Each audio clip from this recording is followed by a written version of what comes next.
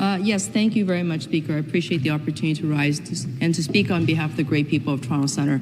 As I was listening to the Minister of Education's his debate remarks, I couldn't help but feel that if this chamber was actually filled with parents and students, what a tragedy it would be for them to come out to this House and to have the Minister of Education essentially vilify them. Now, if you were a family, parents and students living in urban centres, that would hurt double as much, because he did take aim specifically at families and students living in urban centres, and specifically downtown Toronto.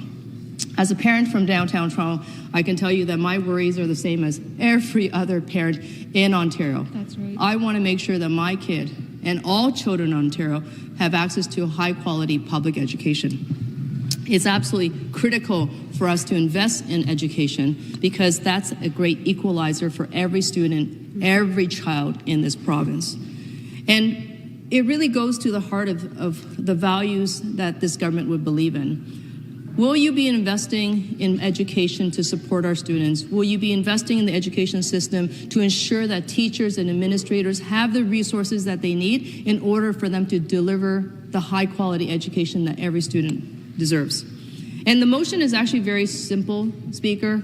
The motion is simply asking the Government of Ontario to substantially increase the funding for public education in Ontario so that every child receives the high-quality education they deserve regardless of their family's income.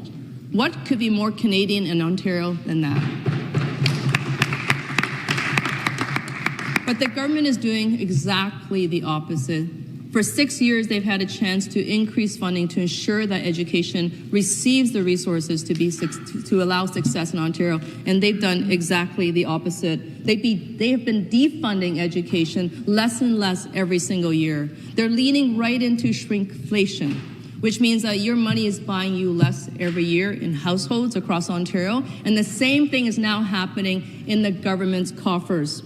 Classrooms are oversized, 30, 31, 32, 34, 38 students in a classroom. Now put in 5 or 6 students with developmental delays, global delays, autism, and you've got a recipe for disaster, which is why we are hearing from educators, principals, and parents and students themselves that the rise of violence is across Ontario.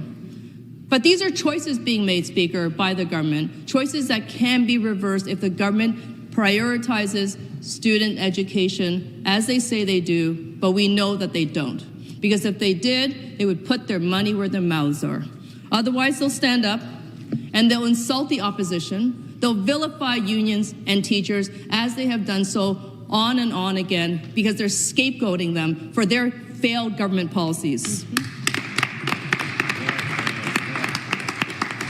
Speaker, I'm just going to end by sharing a story very quickly from Chelsea, who's a teacher of grade 8 students in my community.